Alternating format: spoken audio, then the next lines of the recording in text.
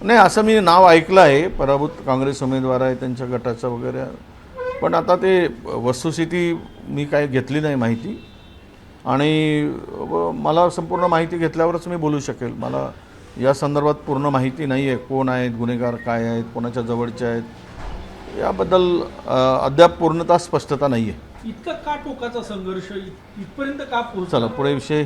भाऊ, काल अजित दादांच्या निधनानंतर आता दोन्ही राष्ट्रवादी एकत्रित येणार या चर्चा होत्या. तुम्हाला काय वाटतं आता त्या चर्चा कुठे जाईल आणि सुनेत्रा पवार यांना उपमुख्यमंत्री करावं, राष्ट्रवादीचं नेतृत्व द्यावे अशी देखील मागणी समोर येते? नाही, असं आहे की तो त्यांचा अंतर्गत प्रश्न आहे, राष्ट्रवादीने एकत्र यावं न यावं.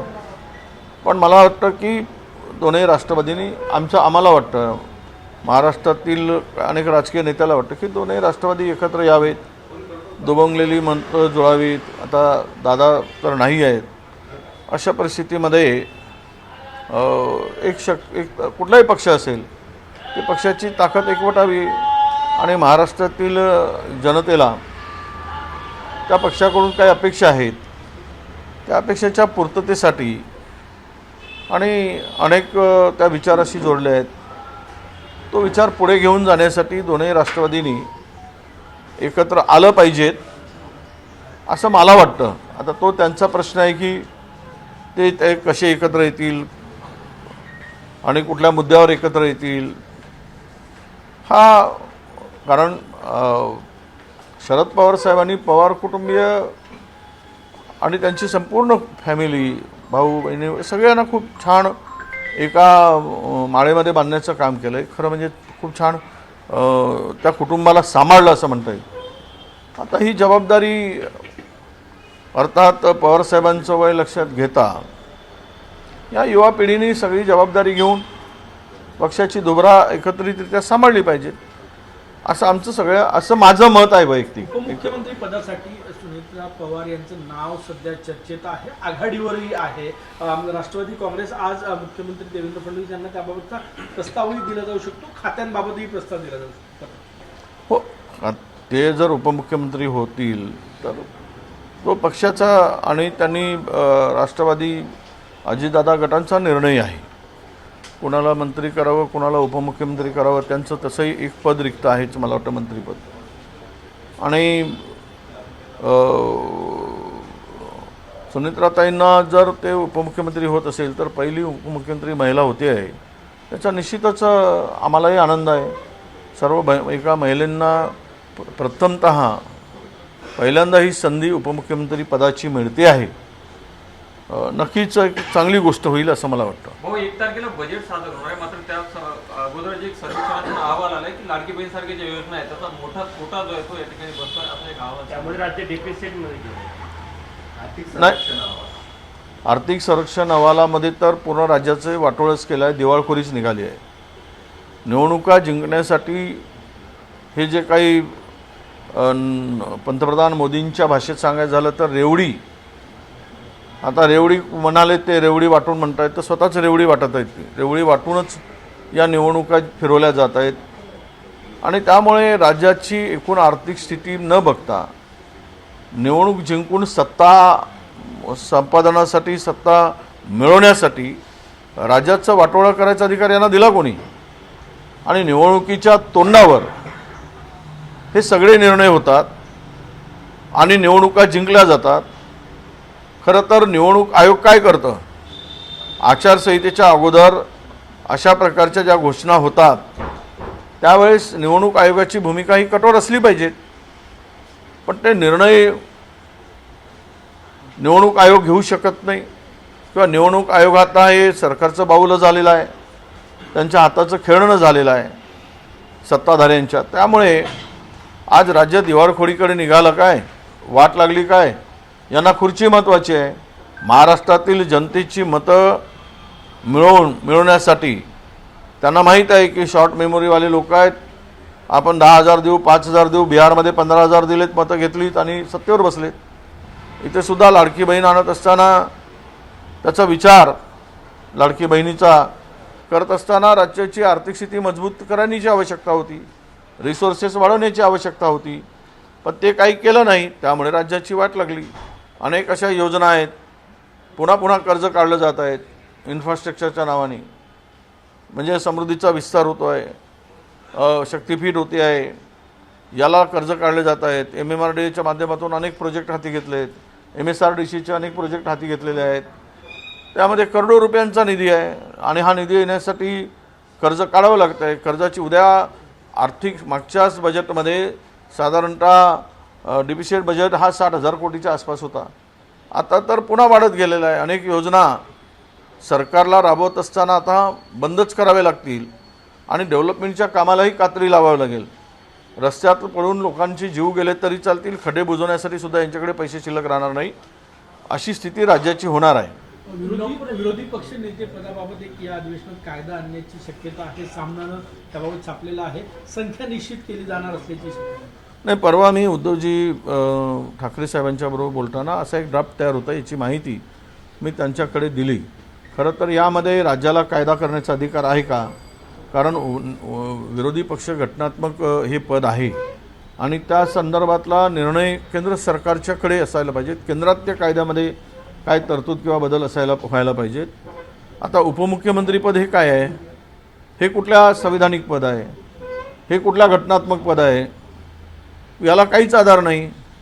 जर तुम्ही उपमुख्यमंत्रीपद नेमता, 2-2 नेमताय, तेही कुठलाही संविधानिक तरतूद नसताना, घटनेमध्ये तरतूद नसताना, आणि हे जर असंविधानिक आहे तर विरोधी पक्षनेता 10% आमदार नाहीत म्हणून त्यावर संशोधन करण्याची गरज काय? किंवा त्यामध्ये अमेंडमेंट करण्याची गरज काय?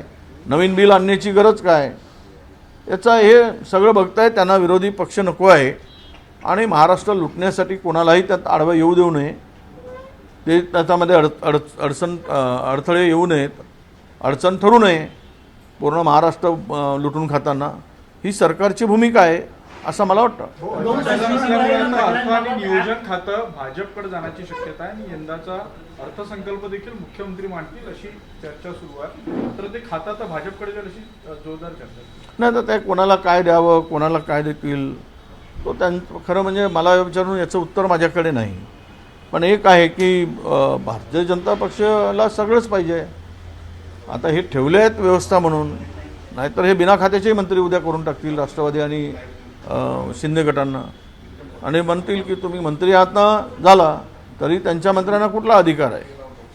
त्यामुळे उद्या अर्थ खातं जर मुख्यमंत्र्यांकडे जात आहे, पहिलेच त्यांच्याकडे ऊर्जा आहे आणि त्यांच्याकडे होम आहे, मला वाटतं की 3-4 JAD आहे, अशी मोठमोठी खाती आहेत आणि महाराष्ट्रभर त्यांना दौरे करावे लागतात.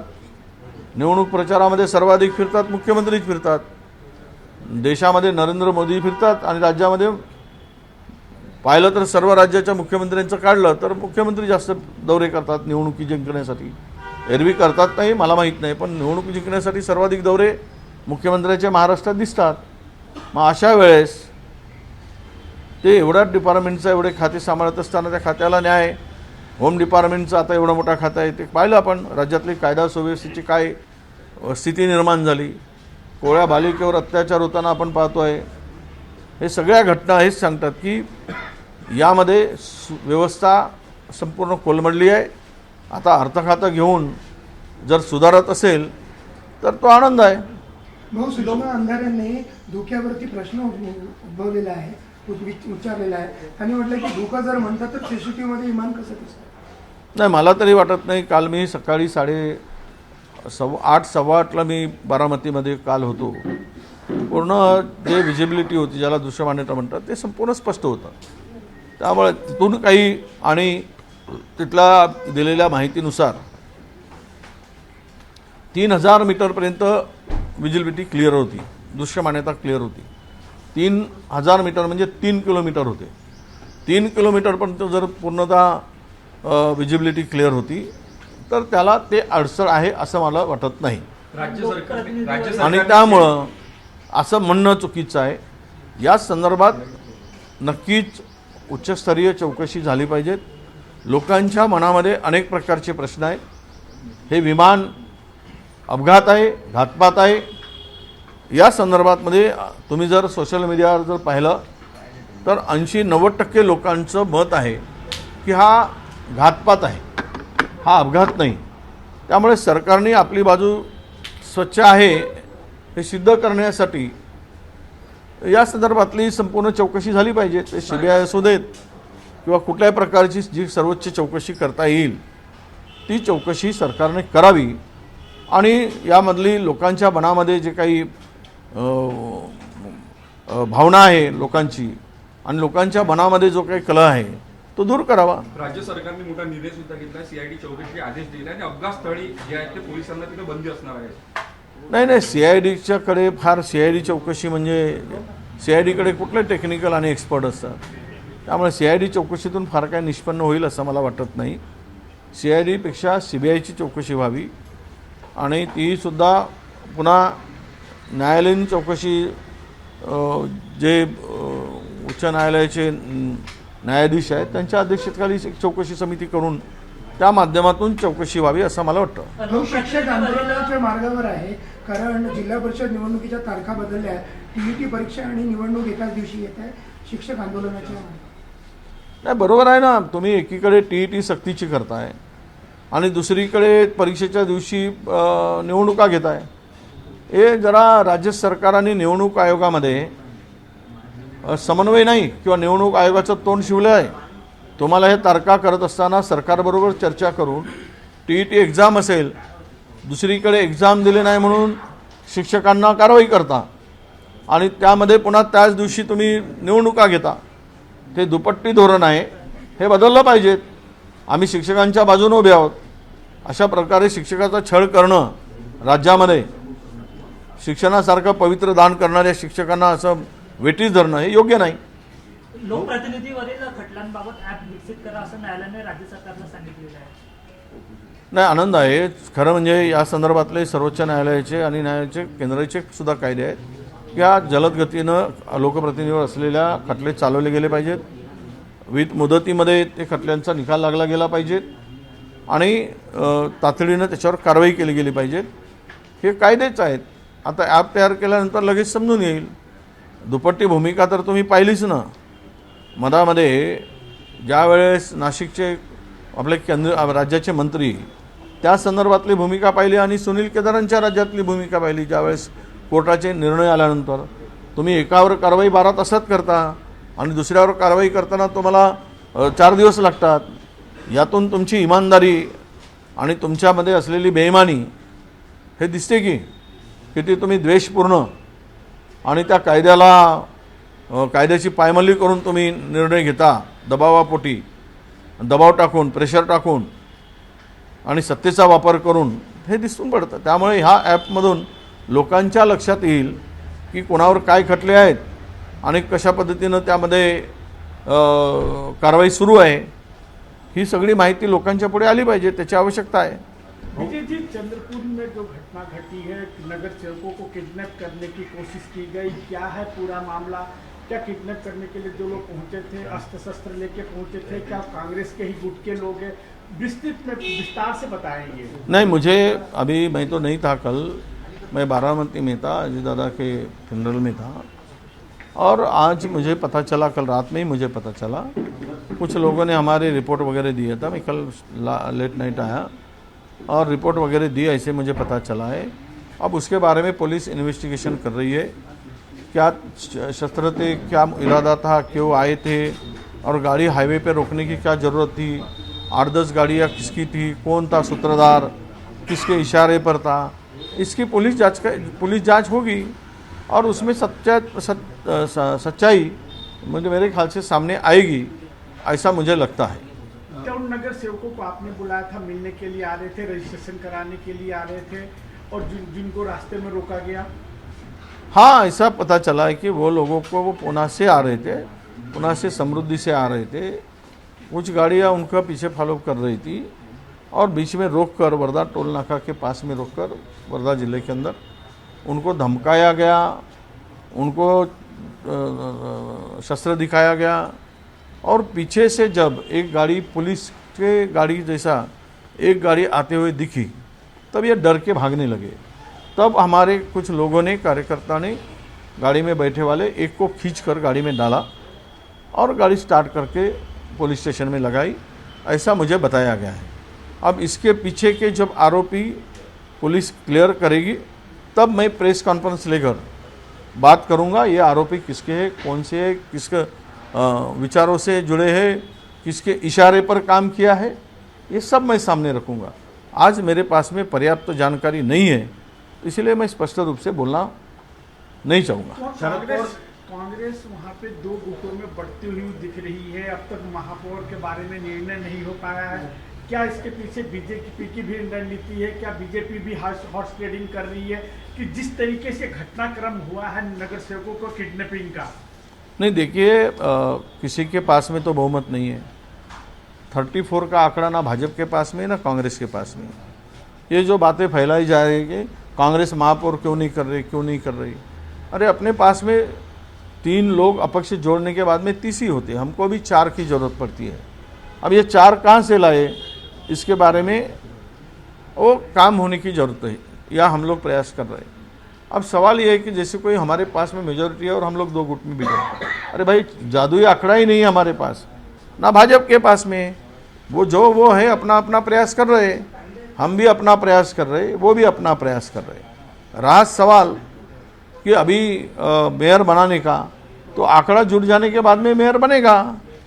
अगर वो जुटाते हैं तो उनका होगा, हम जुटाते हैं तो हमारा होगा, इसमें कोई दो राय थोड़ी है।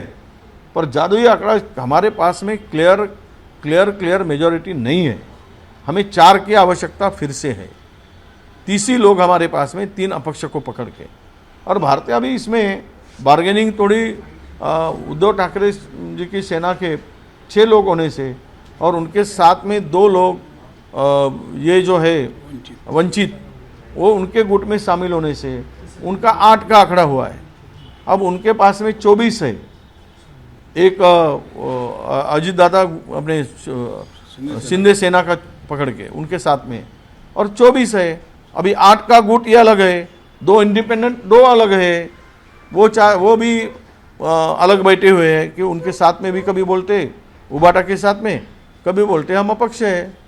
तो ये सब में बात करके मेयर बनाने के लिए किसी को एक को अधिकार दे तो बात होगी। अब हम लोग भी अकलमंद से यही बात कर रहे हैं कि किसी को भी अधिकार दे दो जिससे बात करने के लिए और बहुमत का आंकड़ा जुटाने के लिए। हमने भी बात किया है, उनका निर्णय आने के बाद इसमें आगे बढ़ेंगे। राजेश टोपे जो है शरद पवार गठ के नेता, उन्होंने ऐसा कहा है कि दोनों एनसीपी का विलय जल्द ही होने वाला था।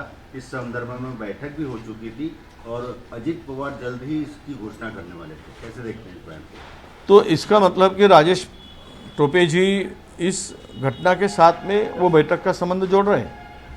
अगर ऐसा है तो पूरे एनसीपी ने एक साथ में डिमांड करना चाहिए कि इसके बारे में चौकसी होनी चाहिए। अब उनकी निष्पक्ष चौकसी की बात होना चाहिए। देखो, किसी को भी हम लोग आरोपी करके कोई ये इंसिडेंस को लेकर खड़ा नहीं करना चाहते। अब लोगों की भावना हो जो है, वो भावनाओं के साथ में सरकार, हम लोग सोशल मीडिया पर देख रहे 80% लोग इस बात को ये कहते हैं कि इसके पीछे कोई षड्यंत्र है, ये कुछ कट है। तो इसके बारे में तो सरकार की स्पष्टता आनी चाहिए, इसलिए इंक्वायरी की बात अगर करते तो ठीक है। अब राजेश टोपे जी ने जो कहा कि दोनों एनसीपी के एकत्र आने की बात, एक होने की बात, वो सच बात है। इनकी बैठक हुई थी और एक होने की बात चल रही थी।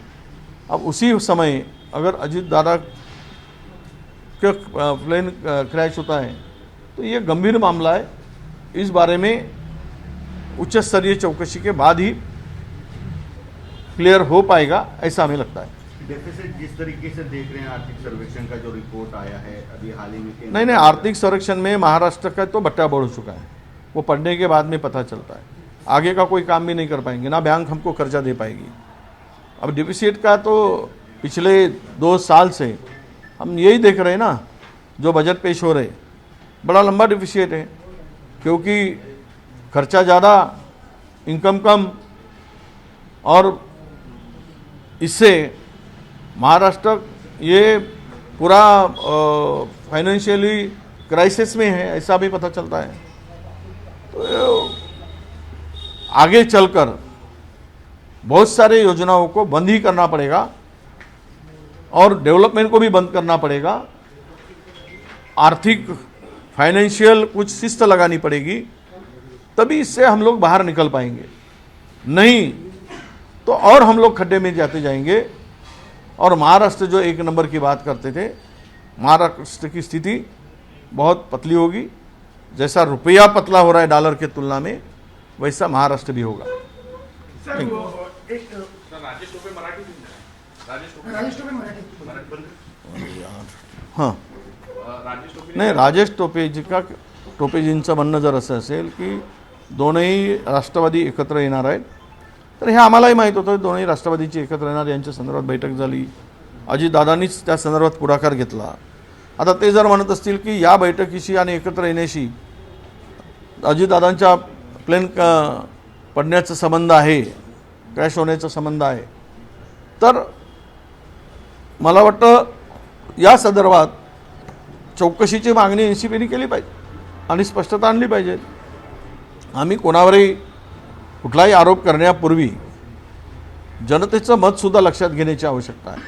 आपण सोशल मीडियावर सगळं बघतो, 80-85% लोकांच्या मनात याबद्दल संभ्रम आहे, हा घातपात आहे की अपघात आहे। त्यामुळे सरकारनं उच्चस्तरीय चौकशी केली पाहिजे। यामागे काय कोणाचा हात आहे, कोणाचा सहभाग आहे की नाही आहे, हे संदर्भात सीबीआय चौकशी मी मगानी म्हटलं, किंवा न्यायाधीशाच्या अंतर्गत एक समिती करून अशी उच्चस्तरीय चौकशी व्हावी आणि यामध्ये सत्यता पुढे यावी असं आम्हाला वाटतं। सुमित्रा पवार को सीएम डीसीएम बनाने की बातचीत चल रही है, पहल शुरू की गई है, इसको किस तरीके से नहीं, ठीक है ना, एक महिला अगर डिप्टी महाराष्ट्र के इतिहास में डिप्टी सीएम करके एक लेडीज़ को विराजमान होते तो अच्छी बात है और उनका अधिकार भी है, उस बारे में निर्णय पार्टी को लेना है और बीजेपी को लेना है। अब कौन सा डिपार्टमेंट देना है ये भी निर्णय उनको लेना है। और दादा नहीं रहने के बाद अजित दादा, अब तो राष्ट्रवादी को हर तरह से तोड़ने की भी कोशिश हो जाएगी और वो करेंगे। पश्चिम महाराष्ट्र को एक सेकुलर नेता के रूप में अजित दादा ने अच्छी तरह संभाला था। अभी तो पश्चिम महाराष्ट्र में घुसने के लिए भाजपा को तो रास्ता क्लियर हो गया है और सबको पूरा पश्चिम महाराष्ट्र पे कंट्रोल करने के लिए वो क्या प्रयास रहेगा, तो इसीलिए उनको कमज़ोर करने के लिए हो सकता है फाइनेंस भी निकाल लेंगे। अब वो राष्ट्रवादी और वो तय करे क्या किसको देना है, वो तो हम उसमें इंटरफेयर नहीं कर सकते, ना हमारा अधिकार है। सर क्या लग रहा है सर, चंद्रपुर का जो सांसद है और आपका जो मनमुटाव बढ़ता जा रहा है, तो क्या लग रहा है कि पार्टी हाईकमान इस पे इंटरफेरेंस करे मेयर के चुनाव के लिए? नहीं, देखिए, इस बातों को कोई दोहराई नहीं है कि हमारे पास में क्लियर मेजॉरिटी नहीं है। ये हवा में बात क्यों कर रहे हैं हम लोग? हमारे पास में 30 ही है सब मिलकर, हमें 4 की आवश्यकता है। अब ऐसे बताया जा रहा है कि हमारे पास में मेजॉरिटी है और हम लोग मेयर नहीं बनाए जा रहे हैं। भाजपा को भी कम पड़ती है संख्या, हमें भी कम पड़ रही है। अब ये जुटाने की प्रयास करने की आवश्यकता है। अब है तो है ही नहीं है किसी का प्रयास, चाहे वो भाजपा कर रहे और हमारे तरफ हम कर रहे। अभी 8 लोगों का गुट बन गया है उबाटा और वंचित का, उन्होंने उनका प्रीपोल अलायंस है और ऐसे में उन लोगों ने इकट्ठा आकर अब उनके हाथ में बार्गेनिंग बढ़ गई है। जो इंडिपेंडेंस 2 है वो चाहते हैं कि जो मेयर बने वो उनको पूछकर बने, हम बोलेंगे वो बने, ऐसे वो दोनों चाहते हैं। तो इसीलिए ये सब पेच अड़ा हुआ है। राज सवाल वो वहाँ पे चंद्रपुर में जब ये कल हाईकमान बोले कि अमुक मेयर और अमुक ये, तो कल का कल प्रॉब्लम सॉल्व हो जाएगा। उसके लिए समय कोई ज़्यादा बिताने की आवश्यकता नहीं पड़ेगी। एबीपी माझा, उघडा डोळे बघा नीट।